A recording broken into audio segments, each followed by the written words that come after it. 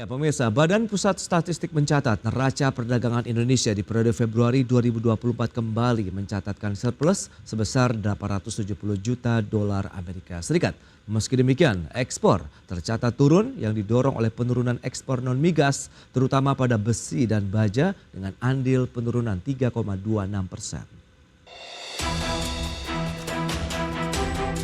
Badan Pusat Statistik mencatat neraca perdagangan Indonesia di periode di Februari 2024 kembali mencatatkan surplus. Tercatat neraca dagang surplus sebesar 870 juta dolar Amerika Serikat. Capaian ini melanjutkan torehan positif neraca perdagangan Indonesia yang selalu surplus selama 46 bulan. Tercatat surplus di bulan Februari 2024 ini hanya sebesar 0,87 miliar dolar Amerika atau sekitar 870 juta dolar Amerika Serikat. Surplus ini dihitung dari nilai ekspor di Februari 2024 sebesar 19,31 miliar dolar Amerika dan impor sebesar 18,44 miliar dolar Amerika. PLT Kepala BPS Amalia Adininggar Widyasanti mengungkapkan mengecilnya surplus neraca perdagangan Indonesia ini tidak terlepas dari turunnya nilai ekspor, di mana Badan Pusat Statistik mencatat ekspor neraca perdagangan di periode Februari 2024 turun 5,79% dibandingkan capaian di Januari 2024 sebesar 20,52 miliar dolar Amerika. Dengan demikian, neraca perdagangan Indonesia telah mencatatkan surplus selama 46 bulan berturut-turut sejak Mei 2020. Namun, yang menjadi catatan adalah surplus Februari 2024 ini relatif lebih rendah dibandingkan dengan bulan-bulan sebelumnya dan bulan yang sama pada tahun lalu. BPS menekankan penurunan nilai ekspor bulan Februari didorong oleh penurunan ekspor non-migas, terutama pada besi dan baja dengan andil penurunan 3,26%, lemak dan minyak hewan nabati dengan andil penurunan 2,60%, serta logam mulia dan perhiasan permata dengan andil penurunan 0,60%. Dari Jakarta, Raharjo Patmo, Adex Channel. Ya, pemirsa, untuk membahas tema berikutnya, neraca dagang Februari surplus, ekspor turun 5%, kita sudah tersambung melalui Zoom bersama dengan Bapak Handito Juwono, beliau adalah Kepala Sekolah Ekspor. Selamat pagi, Pak Handito.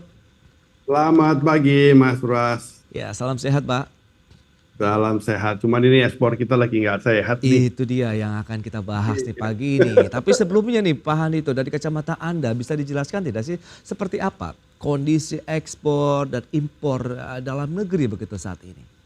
Iya, jadi kalau kita amati ya, ekspor kita ini kan masih saja tergantung kepada ekspor ya barang-barang yang dari dulu menjadi unggulan kita. Tetapi sekarang lagi sulit ya, batu bara, ferroalloy, CPO, dan produk-produk yang memang menurut saya ini memang jadi tradisional kita nih, tapi ini kan sudah makin gak sehat karena harganya juga sudah terkoreksi menjadi normal sehingga surplus kita udah merosot terus nih ya. Saya katakan merosot di turunnya parah nih soalnya. Kalau turunnya parah ini diteruskan tahun 2024 ini saya khawatir menjadi tahun yang bisa, kalau terusin ini bisa nggak surplus lagi nih, tinggal nunggu waktu bulan kapan akan tidak surplus. Nah, kita nggak ingin itu terjadi karena kalau ini terjadi maka kinerja bagus sudah 4 tahun ini akan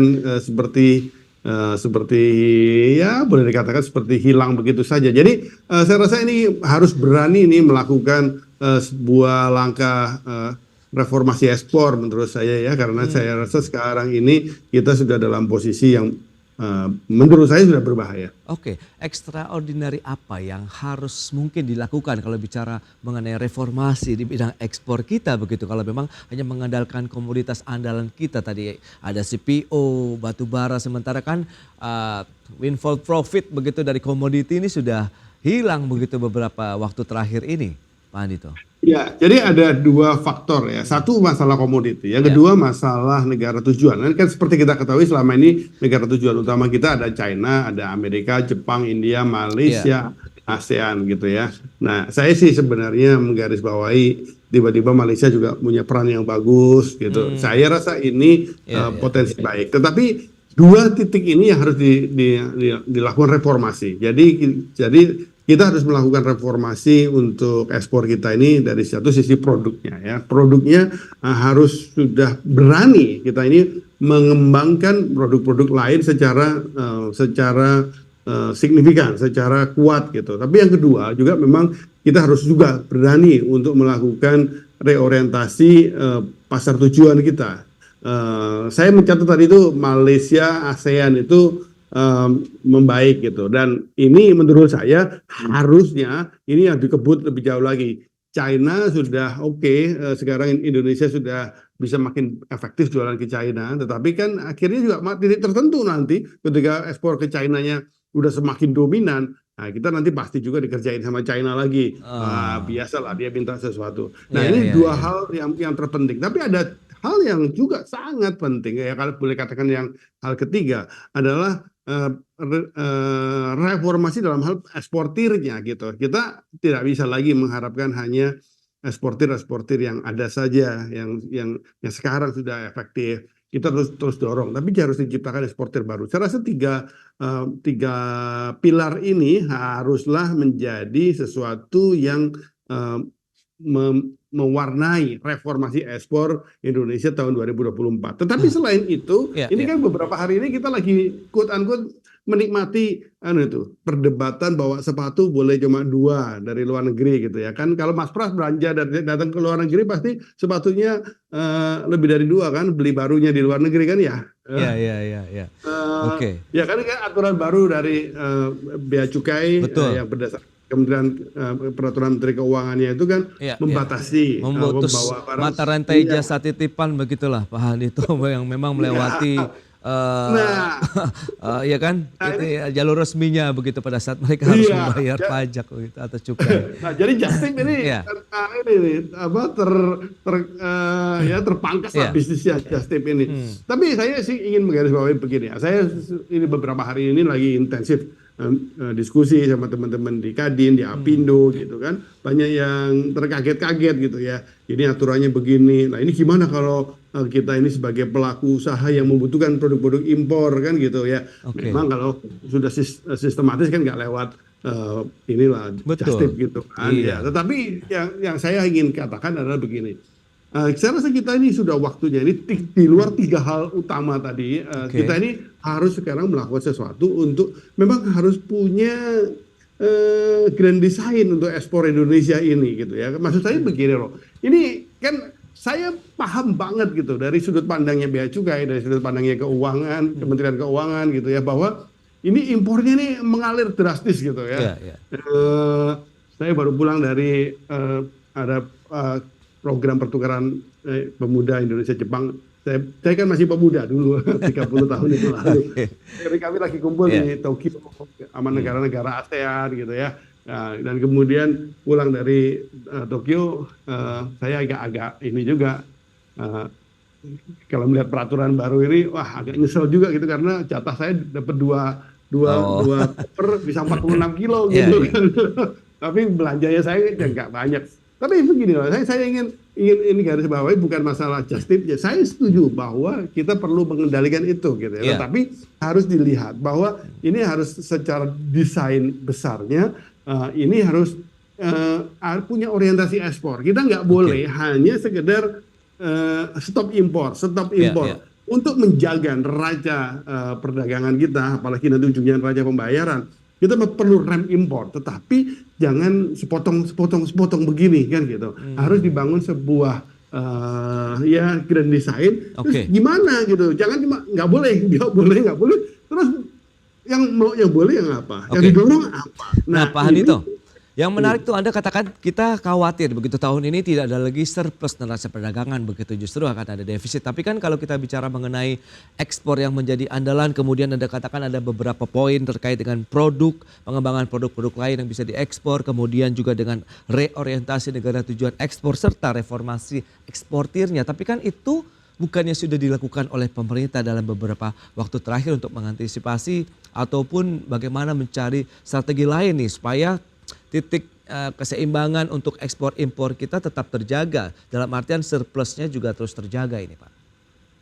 Ya, saya rasa berbagai usaha sudah dilakukan ya, termasuk tadi itu mengendalikan impor. Tadi kan bagian dari menjaga surplus neraca perdagangan kita gitu kan. Oke. Ya kan kalau surplus itu kan pemasukan dikurangi pengeluaran Ya. supaya positif. Nah, yang direm kan pengeluarannya. Jangan impor banyak-banyak. Nah, supaya surplusnya terjaga. Saya rasa sudah dilakukan. Usaha meningkatkan ekspor, promosi dilakukan juga gitu. Tetapi kalau menurut saya tidak cukup itu, tidak cukup, tidak Belum cukup. masif Jadi begitu Pak? iya, kalau sekali Oke. pakai bahasa ekonominya necessary but not sufficient gitu. Maksudnya gini, Iya, iya. kita ini melakukannya sepotong, nggak dalam satu kesatuan. Sebenarnya ada mekanisme yang harusnya dimainkan. Ada aturan menurut Undang-Undang Perdagangan. Ya. Kita ini harus membuat sebenarnya Dewan Penunjang Ekspor kan gitu ya, atau Dewan Ekspor ya kan gitu, yang mengendalikan ekspor kita. Karena gini, ekspor ini kita nggak boleh melihat sebagai sebuah hal yang hanya dipencetin sana sini begitu, harus secara Iya. keseluruhan diatur. Nah, tetapi kita juga tahu ekspor itu melibatkan banyak kementerian, banyak lembaga. Ya ini kan bahkan pelaku usahanya juga macam-macam kan begitu. Nah, Iya. ini kan harus disatukan. Kita harus punya tekad. Saya rasa 2014 ini tahun yang 2024 bukan 2014. 2024 ini tahun yang baik buat kita untuk menata secara utuh gitu ekspor Oke. kita. Jangan lupa 2024 kan kita punya pemerintahan baru kan, Pak Ya. Prabowo dengan timnya akan memimpin Indonesia. Nah, saya berharap ini kemudian juga disiapin tim yang di tahun 2024 ini mempunyai satu konsep utuh gitu. Bagaimana menggerakkan ekspor Indonesia. Saya rasa peran dari Dewan Penunjang Ekspor atau Dewan Ekspor harus dioptimalkan. Sekarang sepertinya ya malah belum ada isinya gitu ya. Ini harus dibentuk. Tetapi lepas dari itu, saya rasa kita memang sekarang ini membutuhkan sebenarnya, membutuhkan ekspor Indonesia itu ditumbuhkan besar. Kenapa?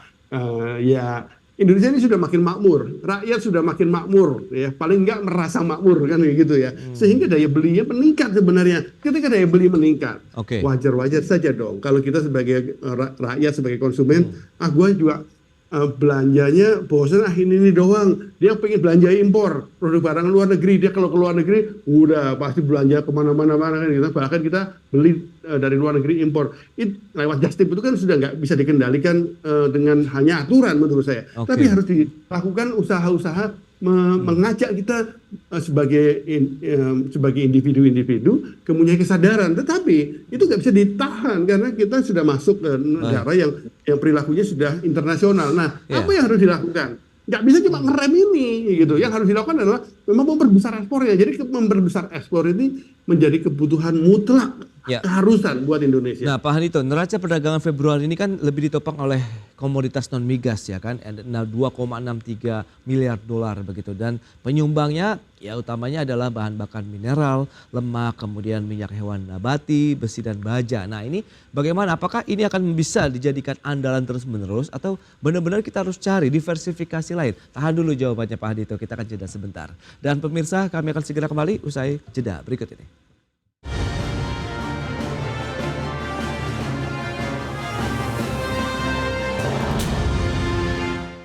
Ya, masih menyaksikan Market Review. Pemirsa, berikut ini kembali kami sampaikan data terkait dengan nilai ekspor Indonesia. Ya, data selengkapnya bisa Anda saksikan di layar televisi Anda. Kita lihat di Februari tahun 2023, nilai ekspor Indonesia tumbuh negatif 9,45%, kemudian di Januari 2024 lalu minus 5,79%, dan Januari sampai dengan Februari 2024 ini tumbuh masih negatif secara tahunan minus 8,81%. Sementara untuk ekspor non migas di Februari 2024 untuk negara tujuan China 4,06 miliar dolar Amerika, kemudian menyusul Amerika Serikat 2,1 miliar dolar, India 1,53 miliar dolar Amerika.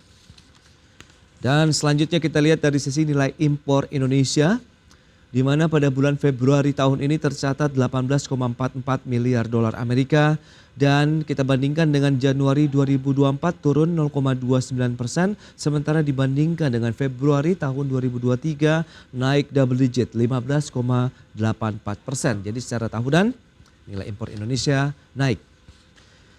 Sementara 3 negara pemasok barang impor non-migas, ini periode Januari sampai dengan Februari 2024. Kita lihat China ini sekitar 11,87 miliar dolar Amerika, kemudian Jepang dan Thailand. Ini 3 negara pemasok barang impor non-migas ke Indonesia.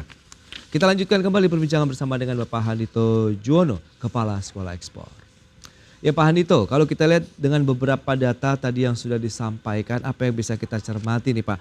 Ekspor non-migas Februari kita ke Tiongkok juga sekitar 4,06 miliar Amerika Serikat, India. Sementara nilai ekspor Indonesia pertumbuhannya ini juga masih belum baik begitu.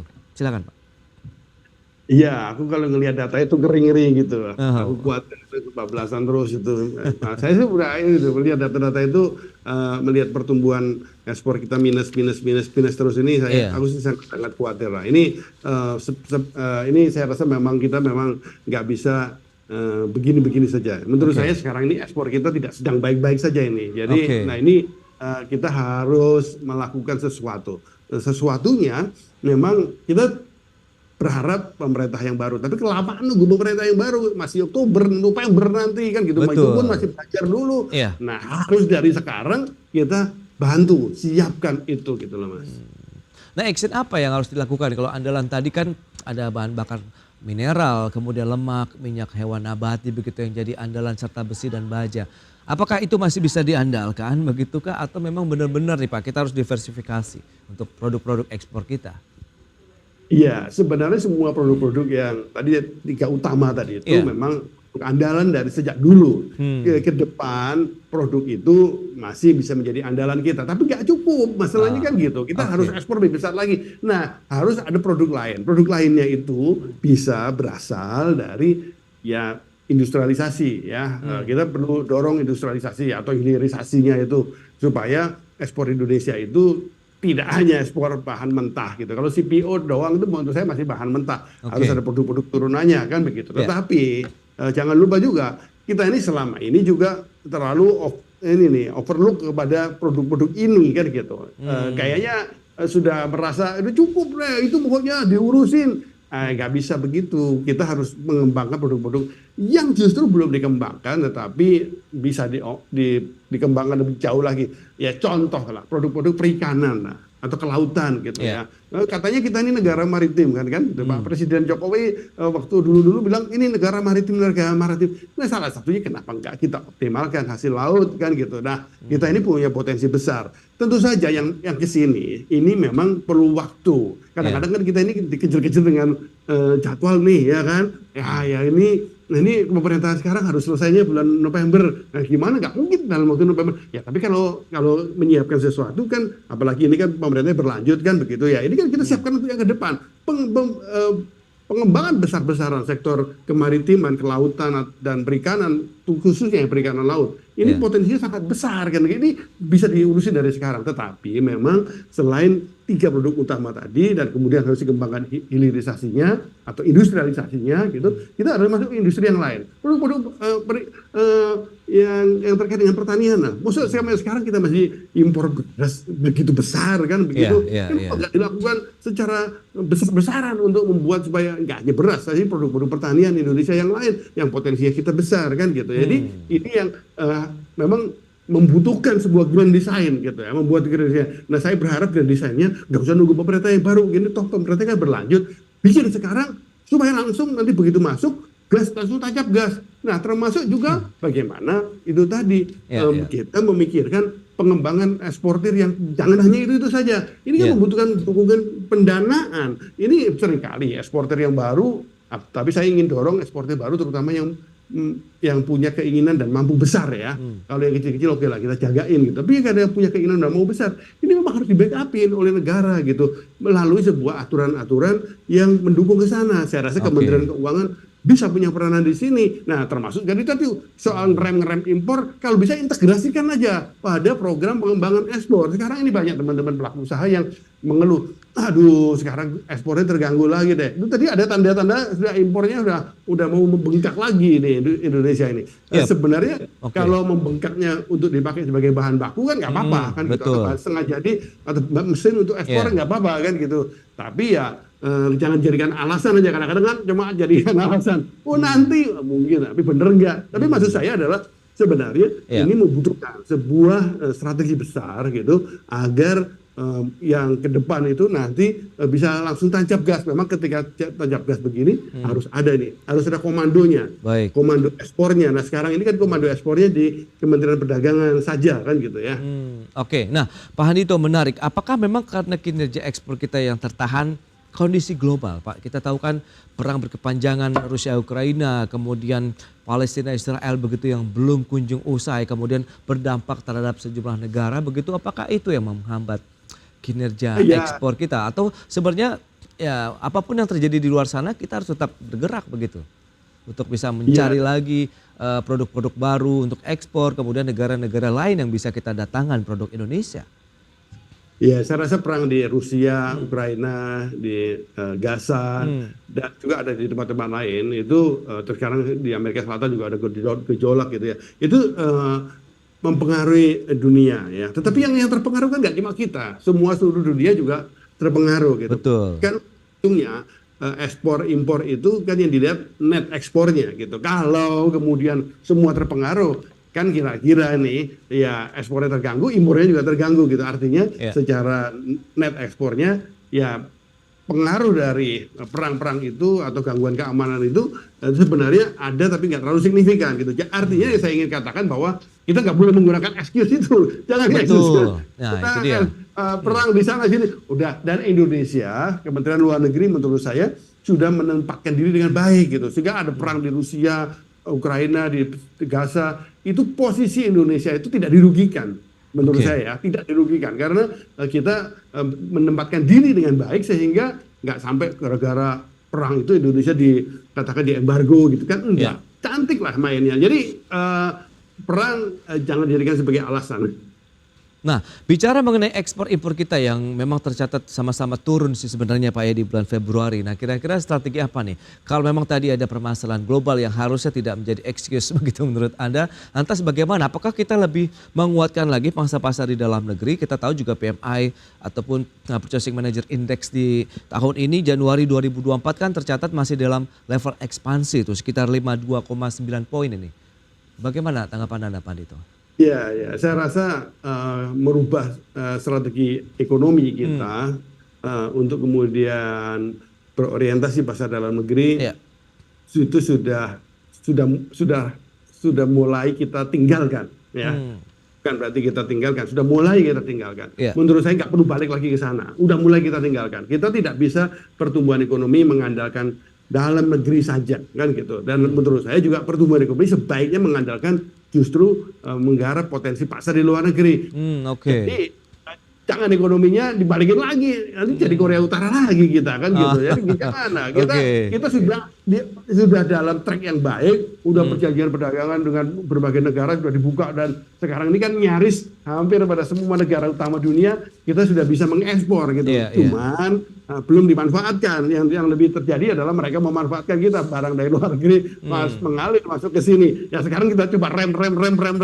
Tapi itu nggak bisa begitu doang, nggak bisa itu. Dan menurut saya itu hanya langkah jangka pendek. Langkah jangka panjangnya adalah bagaimana memanfaatkan ini, memanfaatkan potensi pasar yang sudah ada, yang sudah terbuka atau sudah terlanjur terbuka itu. Nah ini yang kita optimalkan. Jadi saya rasa jangan mundur lagi deh ekonomi Indonesia, strategi ekonomi Indonesia jangan mundur, menjaga pasar dalam negerinya sebagai prioritas. Itu tetap supaya dilakukan, terutama untuk melindungi pelaku usaha yang memang bisa terdampak oleh impor. Contoh beras lah kan gitu kan. Ya kita sebenarnya kalau urusan beras harusnya ikut kayaknya Jepang gitu. Harga beras di sana mahal karena melindungi pasar dalam negerinya. Tetapi sebenarnya ada niatnya supaya petani-petani di Jepang relatif jadi punya daya beli yang lebih besar. Saya rasa yang begituan boleh untuk komunitas tertentu, untuk kelompok pelaku usaha tertentu, tapi bukan sebagai grand strategi ekonomi Indonesia.